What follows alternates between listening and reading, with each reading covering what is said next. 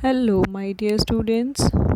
This is Smiley here, and I am back again as I promised that I will make a video on poetic devices. So, here are some of those. So, what is a poetic device? Poetic devices are used in poetry to decorate the language. As you all know, that poetry is not everyone's cup of tea. So to make the language, to pour in the language the beauty, and to give a musical rhyme to the poetry, these devices are quite helpful.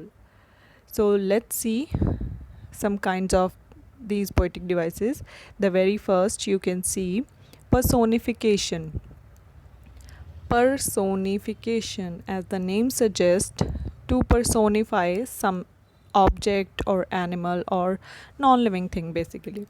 So, attributing human characteristics to an inanimate object, animal, or abstract idea. मतलब जब आप किसी idea को, किसी thought को, किसी non living object को, किसी एनिमल को एक ह्यूमन बीइंग की क्वालिटीज़ में रिप्रेजेंट करते हो, in that case the device is personification. Look at the example here. He won't do what you tell him. Now, this device in this example, his friend is good. Now, this is the example from poem Wind. Generally, we don't talk to the wind, right? हवा से कोई बातचीत नहीं करता है. हम we human beings don't talk to the wind or other things, non-living things. But here in poetry, the poet use his and he for the wind. मतलब उसने हवा को personify कर दिया, एक ह्यूमन बीइंग की तरह उसको करेक्टराइज किया है. Second one is alliteration. A string of 3 or 4 instances of the same consonant sound. When in poetry, in a stanza, in a line, a consonant sound is used on in a repetitive mode. Repeatedly वो use हो रहा हो, consonant sound हो और उसको बार बार use किया गया हो, तो वो एलिट्रेशन होगा. Always keep in mind, consonant sound अगर रिपीट हो रहा है तब वो एलिट्रेशन है, but not when the vowel sound is repeated. Okay, see the example. Humming shadow hover. Here H sound is used repeatedly. H, humming, shadow, again H, hover, H. So this is the line from Rain on the Roof poem. Clear? जब consonant sound repeat होगा तब alliteration होगा. And look at the next one. अगर हमारा vowel sound repeat हो रहा है तो assonance. Assonant, repeated vowel sound in words placed near each other to create an internal rhyme.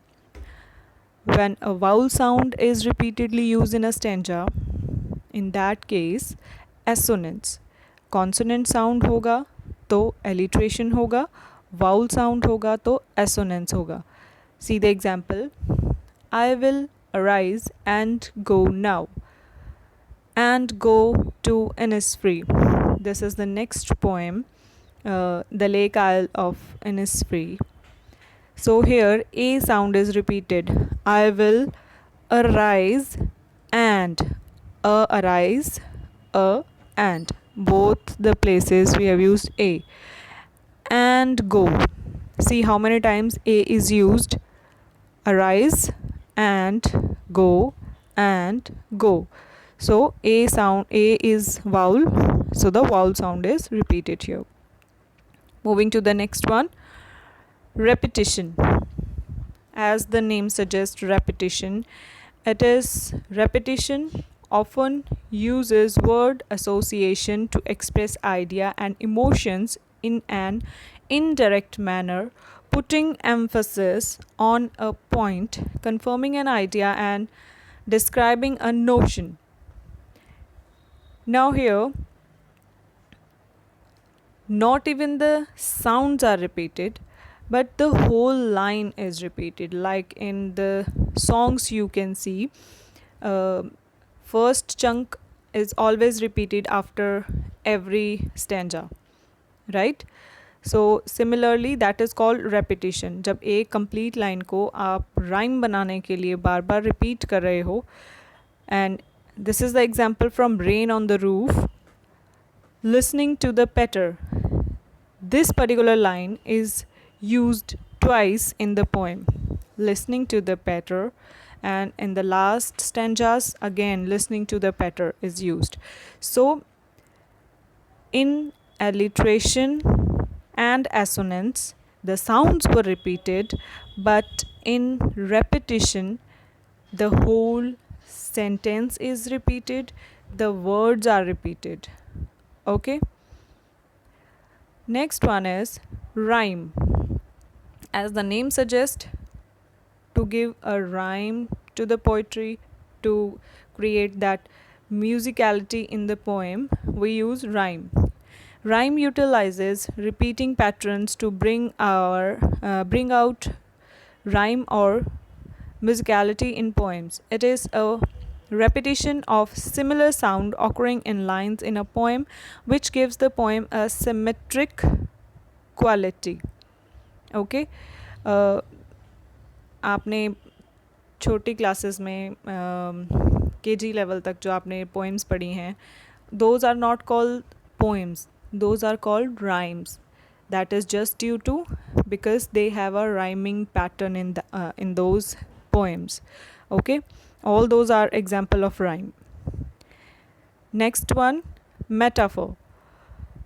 Poet use metaphor as a way of explaining or referring to something in a brief but effective way without using words like or as. Now you can say the metaphor is a comparison. जब आप दो चीज़ों का, दो लोगों का comparison कर रहे हो लेकिन आप उसमें लाइक और एज वर्ड यूज़ नहीं कर रहे हो, आप ये नहीं कह रहे हो वो उसके जैसा है, आप डायरेक्टली उसको एक डायरेक्ट कंपैरिजन कर रहे हो. Example is deep heart score. Deep heart score, यहाँ उसने ये नहीं कहा कि उसका जो हार्ट है वो इतना डीप है, लेकिन हार्ट तो डीप हो ही नहीं सकता, it's an organ of the body. So this is like poet की इमेजिनेशन ने, पोइट ने अपनी इमेजिनेशन को इस तरीके से रिप्रेजेंट किया है. सो यहाँ मेटाफर में we always compare the things indirectly without using like and as words, and we have एक इसका opposite भी है हमारे पास. Okay, let's see that. Simile. Simile is an explicit comparison between two unlike things through the use of connecting words, usually like or as. यहाँ पर जब भी आप कंपैरिजन करोगे तो अगर किसी भी लाइन में आपको एज या फिर लाइक इन दोनों वर्ड्स में से कोई भी एक वर्ड मिल गया तो it means that is clearly simile. जहाँ पर आप कंपैरिजन लाइक और एज वर्ड्स को यूज़ करके कर रहे हो that is simile, but without using the words as and like, that is metaphor. Both are used for comparison basically, but metaphor means indirect comparison and simile means direct comparison. Clear? See the example here. Black as coal in the fire. This is the poem The Legend of the Northland. So this is the example. Black as coal in the fire. इतना काला जैसे कि आग में कोयला हो. और अगर हम यहाँ से as रिमूव कर दें, black coal in the fire, that is metaphor. Clear? Moving to the next one, imagery. Imagery makes use of particular words that create visual representation of ideas in our mind. The word imagery is associated with mental pictures, means when a poet represents the whole idea or whole state of his mind in such a words that the reader's mind start imagining the things in that way. जिस तरीके से poet ने represent किया अपनी poem के थ्रू, similarly our mind starts thinking or start imagining the things like that. Okay, see the example. I hear lake water lapping with the low sound by the shore.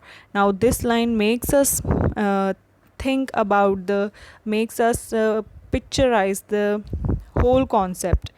Means lake water है, lapping कर रहा है, lapping lake water इन low sound, उस पानी की हल्की हल्की आवाज़ आ रही है लेक वाटर की, बाय द शोर, और वो अपने किनारे से टकरा रहा है. तो similarly when the poet represents such ideas to visualise something, visualise the his own ideas in pictures, so he used imagery. So this is the example from the Lake Isle of Innisfree. This is also in your syllabus. So all these are examples. I took all the examples from your syllabus poems, and I hope all these poetic devices are clear. I repeat one more time. The very first poetic device was personification, when human characteristics are given to objects. Alliteration, the repetition of consonant sound. Assonance, the repetition of vowel sound. Then repetition. The repetition means repeatedly use the same line or same chunk. Next, rhyme. Rhyme means to make the music kind of sound in the poem. Next, metaphor. Metaphor, when you compare something without using the words like and as. And simile, again we use it for comparison, but with the words like or as. We use these two strong words to represent this poetic device.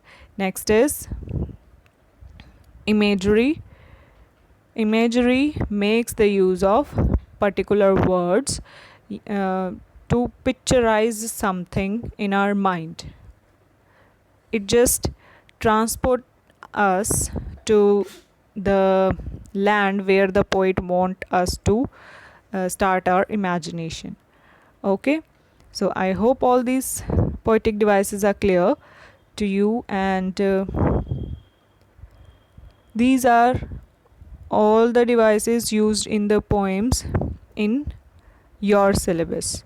Okay, so I want you to clear all the concept of the poetic devices, and you can watch this video twice or thrice if you want to, and if you have any doubt you can contact me. Okay, bye for now.